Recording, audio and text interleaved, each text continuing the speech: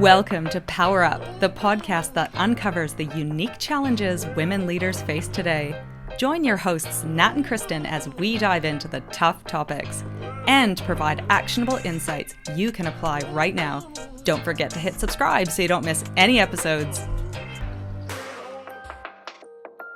Hello, this is our last podcast episode of 2023. That means we've done 44 podcast episodes and we need a break for our summer here in the Southern Hemisphere, but we'll definitely see you again in February. So if you haven't listened to all of our pods, here's your shot. Here's your shot to go backwards and start from the start. Do you think, remember back in the early days where you claimed we would make this perfect by Ep 10? Do you think we've had 34 perfect podcasts? Near perfect.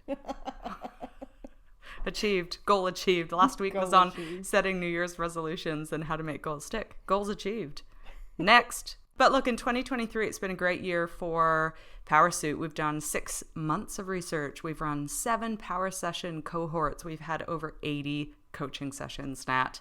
And we've learned a few things. Yeah, I think we've actually had more like 100 coaching sessions. Yeah. Split between us. It feels like 80 each. It's been amazing, hasn't it? I feel like one of the joys of doing all of this stuff is we have now become some of the biggest experts in women in leadership and the causes of the gender leadership gap, because we've literally devoted a year of our lives to deep diving into it, to talking to individual people, to testing stuff, to seeing the data. And that has enabled us to really sort of understand some of the myths that we keep telling ourselves and each other. Yeah. And I think it's perfect to finish the year dispelling some of those myths. Yeah, and we're going to address 5 of them. And I even remember some of them in those early research days. We were batting them around and curious about them. But we are so happy to say that after 1 year, celebrated our 1 year of Powrsuit last week, we are here to officially debunk 5 myths, common myths about women in the workplace. This isn't one of those myths, but one of the things we often talk about is networking, and women aren't great networkers. And last week we had our first birthday and we had a power party, which kind of was coincidental, but we did it. And about 70 women turned up. And I have never seen, we didn't use the word networking at all because we actually think it's more about connecting and chatting, and networking is a bit of a loaded term for a lot of people. But I was fascinated by how many people left going, I just didn't realize it was going to be that great. And I've made so many new friends, and I've connected with so many people on LinkedIn, and I've found someone who I want to hire, or I've found someone who's got a job available, and all these incredible things. So a bonus myth, I suppose, to start with is women are absolutely fantastic at networking, because we just watched 70 strangers do it on a rooftop at a bar in Wellington last week. Yeah, well, it was, I think because we've reframed networking as really just having honest and authentic relationships, and women are amazing at relationships. So I think that's why. And that was a warm-up myth, which I appreciate. Let's No worries. You're welcome. Let's dive into the first one. I'm not going to give a foreshadowing of what the 5 are. We're just going to tackle one at a time. Okay. So the first one, the myth about women in the workplace, is that we're not confident. Yeah, it's so funny. I've just come off one of the 80 coaching calls, 100 coaching calls, where that was something that she's broken through of individually, because she said she's always seen herself, she actually set herself a challenge to define what a confident her looks like, and really dug into it and read a lot of the Powrsuit stuff and listened to a lot of it and went, I'm just constantly stretching. I'm always out of my comfort zone. So a confident me is not having negative self-talk all the time about the things that I do. Yeah, and we always like to say that because we are constantly stretching ourselves and we're in unfamiliar territory. And it was quite interesting, back to the power party last week, there was 1 or 2 guys in the zone, and chatting with one of the guys at the end, he was like, whew, that was quite something, being the only male in this room. And the person I was with said, yeah, now you know how we feel being the only woman in a room. And that's a perfect example of stretching ourselves out of our comfort zones, being in unfamiliar, uncharted territories. Therefore, you get real human feelings of uncertainty. You might feel the wobbles. You might feel a bit shaky or unsure of yourself and questioning, what am I doing here? That isn't a lack of confidence. It's a natural human emotion to an environment that's new. I agree. So we started the year, one of our first podcasts was talking about imposter syndrome and sort of debunking it as a syndrome. We're not ill. Women are not innately underconfident. We don't have a sickness that makes us imposters. We actually just often find ourselves in environments that aren't designed for us, aren't surrounded by people who look and act like us. And quite often the people I speak to who claim to be the most underconfident are the people who are really in incredible positions of power and influence, and they may not be at a top level. They could be a key role in a project or taking on an important voice at a meeting. And I always find it so fascinating to watch and be like, if you lacked confidence, you wouldn't have done that. You have just put yourself into a position where you are going to feel a little bit out of your comfort zone, and you're gonna feel a bit wobbly about it. And when you go back into business as usual or a thing that you feel really comfortable doing, your confidence is going to rocket up because it's not a fixed thing. And that myth that we keep getting told that women are not confident, that drives me bonkers now. I think we've both become people who like attack well as soon and as we hear it. And we did do podcast episode number 35, which is how confidence is weaponized for women, and how that label, like imposter syndrome, which I think was episode number 3, I believe. Kristen's a podcasting savant. She remembers every episode number.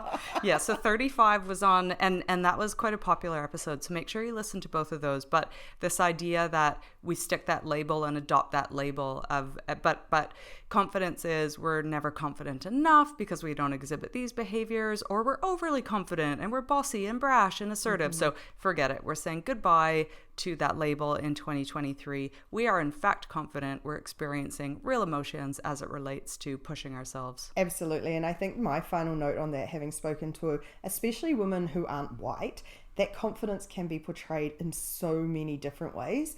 And people often mistake collaborative for lack of confidence. And that's actually a real powerful leadership tool. So just because you don't look and act like what our narrow definition of confidence looks like doesn't mean you lack it. And often powersuiters have told us they've been given the feedback they're not confident enough, where actually they were feeling perfectly fine in the moment. So just be really aware that there are a lot of external forces sometimes telling you you're not as confident as you know you are. Myth busted. Number 2, we don't apply unless we're 100% qualified. Yeah, I mean, that's why no women ever get promoted, right? I just think this is such a stupid one. And this, we actually attacked this a couple of weeks ago. And this was... It was Sheryl Sandberg and Lean In. It wasn't actually. She amplified it. It was from Hewlett-Packard. Got it. Did an internal study. And this was in an internal report, that one quote about men only need 60%, women need 100%. They actually, I don't think anyone knows exactly where it came from, whether it came from data or some out-of-touch executive said this one line. It ended up in an HP report. Then Cheryl and a few others took it and amplified it, and it turned into anecdata, and we all embraced it as a fact where there was actually nothing behind it. There have been studies that say we do apply slightly less than men, and there's a whole bunch of reasons for that. Yeah, well, and I think it's important to be really clear and distinguish the reasons, because when we say we don't apply unless we're 100% qualified, that implies something related to our confidence. Yeah, confidence, our value, and our belief in our value and worth that we bring to the marketplace. And maybe we're not ready, or maybe blah, blah, blah, which are all natural questions, by the way. When you're looking to really commit to something, you should go through some analysis in order to be like, is this right for me? Am I right for this? However, the reasons that we did find were anything related to the juggle, and that we take on a lot more of the household admin and work admin, and so therefore how can I juggle these new responsibilities is questions in our brain. Can I interrupt that one? Yeah. Because I've heard some pretty what's the word, disappointing stories. Is it disappointing in this day and age? I've spoken to a whole bunch of single mothers this year, I don't know if you have too, that basically all ultimately are now 100% accountable or responsible for their children. Yeah. And even if they have an ex-husband or partner who has stepped up and participated, these women have ultimately been accountable. Either in the gap when they first broke up, they took on the full childcare, all that sort of stuff. So that literally means that when they're weighing up whether or not to take on a new role, they are weighing up such a different state than their exes are weighing out, who will potentially put their work before their children, knowing that there's a fallback. Yeah. Women don't feel like they have that fallback, so they will prioritize their kids over anything. Again, has nothing to do with their value or worth about that particular role, or if they can do the role. It is related to, literally, is this the right time in my life? Because I've been shouldered with so much responsibility. Yeah. The other things that we heard is the leadership team or that team lacks diversity. Thanks, no thanks. Why?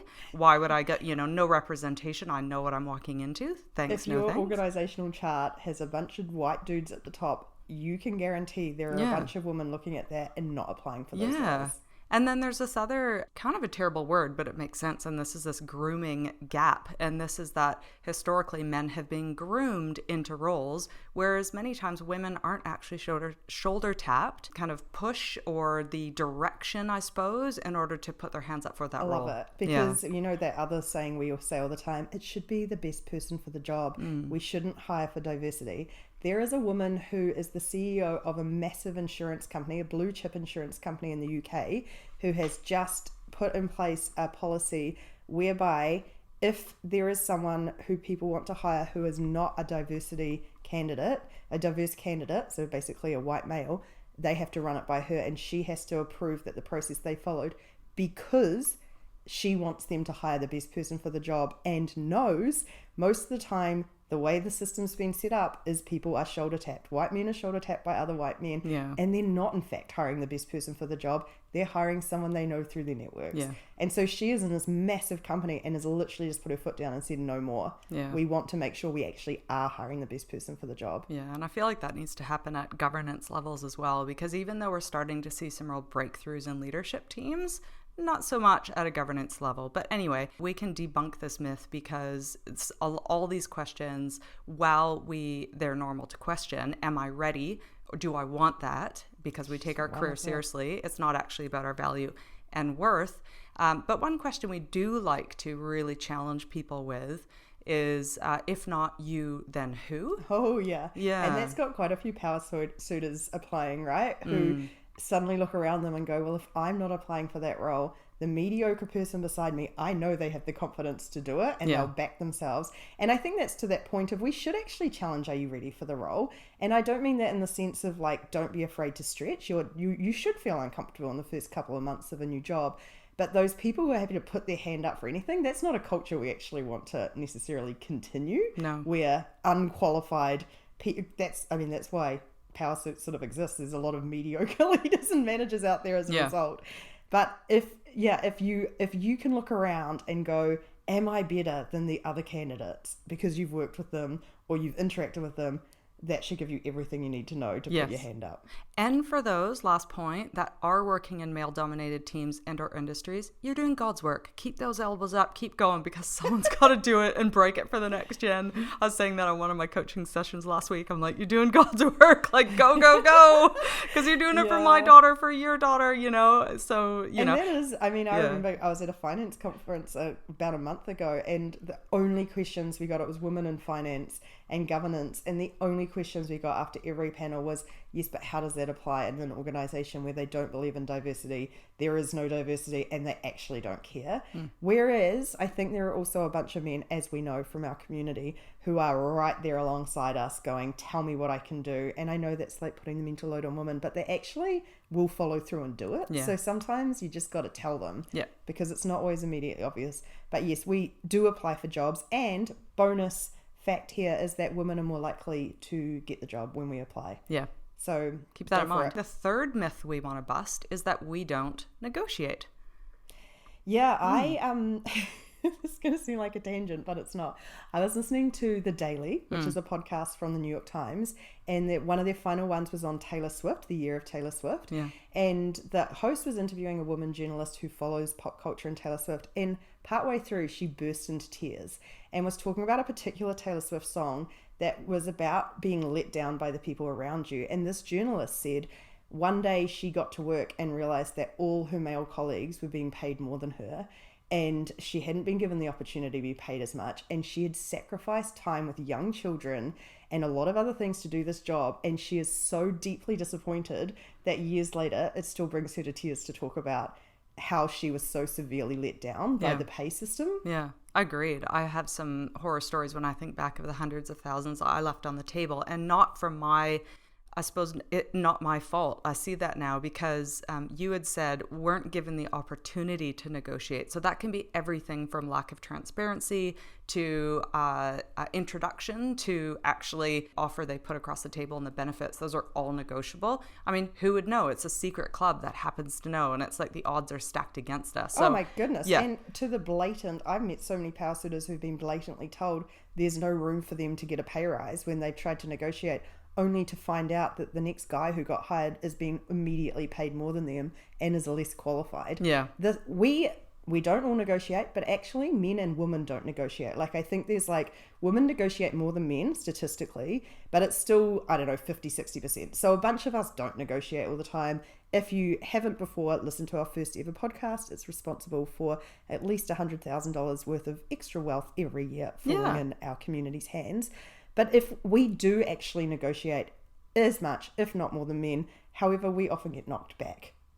I think there's two parts to that. Like you had said, there are a group of people who maybe don't know how, and so we have help for those. Our first podcast episode, like you'd mentioned, we also have a template. It's one of our articles that we wrote. I'll put it in the resources about how to do a counter offer.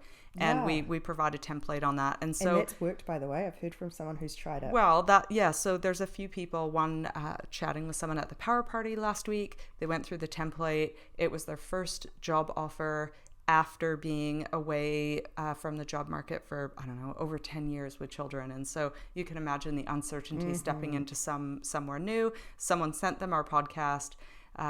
They took the template and then subsequently did a counter, was so frightened to do it, but actually got what they asked for. And then we've had, again, multiple people say, I listened to this, and, I've gone back. And not only can you negotiate on your salary, but you can negotiate on things like benefits. If it's a startup, there might be equity that you can leverage. There can be things like 6-month check-ins for salary review if that's not what is on the table right now. There can be things like benefits, professional development, coaching, holiday pay, all sorts of things, 4-day work weeks. Yeah, we've heard some amazing stories, which is great. Absolutely agreed. But long and short of the we don't negotiate is not everyone negotiates, but that's a genderless situation. All genders are equally, if not women being slightly less guilty of not negotiating. But the single biggest thing we can do to close the gender pay gap is transparency. Yep. And any organization that has transparent pay reporting is often quite afraid to put it out because they recognize that there is a gap. There's not many companies, gosh, there'd be a handful, I feel like, who get this right. And so the first step is to actually be open and transparent and actually start to talk about the problem and not put it on women not negotiating. Agree. I love the band system, actually, and a lot of big corporates do have this, right? Like banks and stuff, and they have bands, and they're really clear about you're in the mid, you're in the upper part of the band, and they have they're all going through these processes now to close their gap. They're disclosing if they have a gender pay gap, and they're actually looking to close them. So I love that organizations. That's wonderful. I've heard those bands be used against people where people on completely different bands or right at the bottom when they should be right at the top and all that sort of stuff. They should advertise. The stuff I've seen is they advertise the band with the role. So therefore everybody's in that band or not. It's not like it's So there's some good stuff happening, but again, myth busted. We're going to move on to number 4, which is we need executive presence. And we've also done a podcast on that one. I'll let you share while I go and search for that one. She's not actually a savant. She searches for them. Yeah. This sort of goes back to the confidence thing. It's this idea that we have, and we talk about this a lot at Powrsuit, about this narrow definition of leadership, and executive presence falls under the same banner. We have an idea of what executive presence looks like. It's often tall, it's often white, it's often male. It's I don't want to say overbearing because it's not that, but it's like a physical big presence. It's an authoritative voice. It's often a louder, deeper voice. It's a stance you sit in. It's a whole range of factors that no one can exactly put their finger on to go, that's what executive presence looks like until they see it, which means when they look at women and we don't meet that expectation, they assume we don't have it. Yeah, and you're right in that they're similar to how one should act in a meeting. It is very, if you close your eyes and you think of a leader, a very particular person, probably male, tall, white, autocratic, certain, charismatic even possibly. These are all the things that come to mind with executive presence and way of acting. And so in meetings, some of us, our voices can be lost because our strengths and the way we want to show up as a leader look quite different. And Absolutely. I'll give an example is that we have a lot of Powrsuiters that have gone through power sessions, and some of their top strengths are thinkers. Well, guess what that means? That means that they need to use meetings to take in and ingest information. They prep for them. They use the meetings to learn different perspectives. They then take 12, 24, however many hours they need to reflect. They look at things from multiple perspectives, and when they speak, it's incredibly powerful. So it's really important. Again, this is not about a lack of executive presence. This is some people, leadership and meeting presence look quite different. Now, we're huge fans of shoulders back, when you speak with clarity, standing up for yourself, looking confident, not fidgeting. We're fans of that. But we're also fans of there's a wide range of behaviors that people exhibit as it relates to getting their point across, digesting information, sharing their thoughts. Clear communication is amazing. I think even the term executive presence is just embedded with bias. And I remember someone said, I can't remember when it was, but why do we want confident executive presence in businesses anyway? Don't we want high performing results driven? like we've got these labels that are just intuitively biased around what we think it should look like to be a productive leader. And actually, if you examine them as the skills that you need in those roles, I don't even know if they're things we should even aim for a lot of the time. And just taking a look, it's actually episode number 12, and we challenge that as one of the worst pieces of feedback that people get. Because what does it even mean? How do you get it? Yeah, what does that? Who do I need to act like in order to check that box? And that's definitely something that we've learned, is that people who get that feedback, often when they have asked how to change that, there is very little extra information coming their way. And it's often, I don't know, just be more like, I heard literally someone say this year, just be more like the guy who did the job before you. And it's like, great, I'll change my gender and my entire personality. Thanks, that's going to be easy. Specific feedback we love. So myth busted. Yeah, we are fabulous. And so the final one, Nat, do you want to introduce the final myth? Yeah, we lack ambition. Yeah, this is an interesting one, and it's because ambition, again, there is, when we think about what navigating your career path looks like, you think of is it the Wall Street broker, or is it the person that, I think I recounted this on a podcast episode a few months ago. Now, I don't recall which episode it is, but it was literally someone that had to run and drink beer at the same time in order to get the internship with the company. And if that's our bar of ambition. So that person got that role because they were crazy competitive and won this race and drank beer. I would love to go up against that person, by the way. But that was beer? No, racing some tosser to get the job and drinking beer while doing it. Because he did this whole, and it was legitimate LinkedIn post on like how you needed to strive and push and look like this and want to win. And that would be your classic example of what ambitious looks like and what you're willing to do to get a job, which is crazy. Absolutely. I've been on a personal vendetta at the moment against the founder of WeWork, which, if you followed the news at all, about a year ago, was this massively overhyped co-working space. Effectively, the only innovation that I am aware of that WeWork had is they put beer taps in offices. So beer must be a critical element of ambition. And they raised billions of dollars valuation, and then it all blew up when the company tried to list and they realized it was nothing more than co-working spaces. That same guy has now got $1 billion company pre-launch for transforming real estate with a similarly an uninnovative idea. And the reason I'm on a personal vendetta against him is he is what ambition looks like.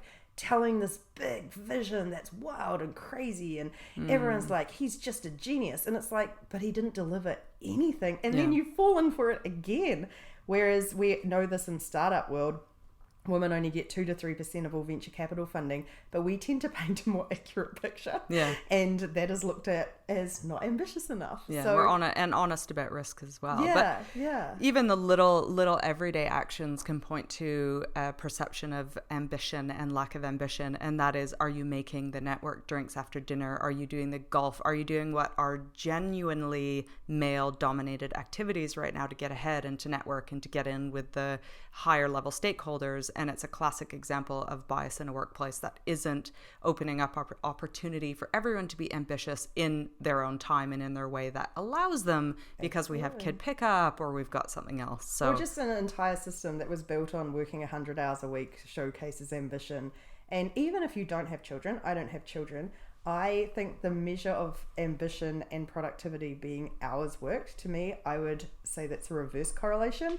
And if you need 100 hours a week to do what I can do in 40, I would say I'd pick myself over the person who needs a lot longer to get the same amount of stuff done. So it's all these inbuilt biases in the system that we don't look like. And so, but I would say a final thing with the we lack ambition, and we've seen this in a huge number of really publicized examples of, and I'll use like Oprah and Barack Obama and Michelle Obama and Taylor Swift.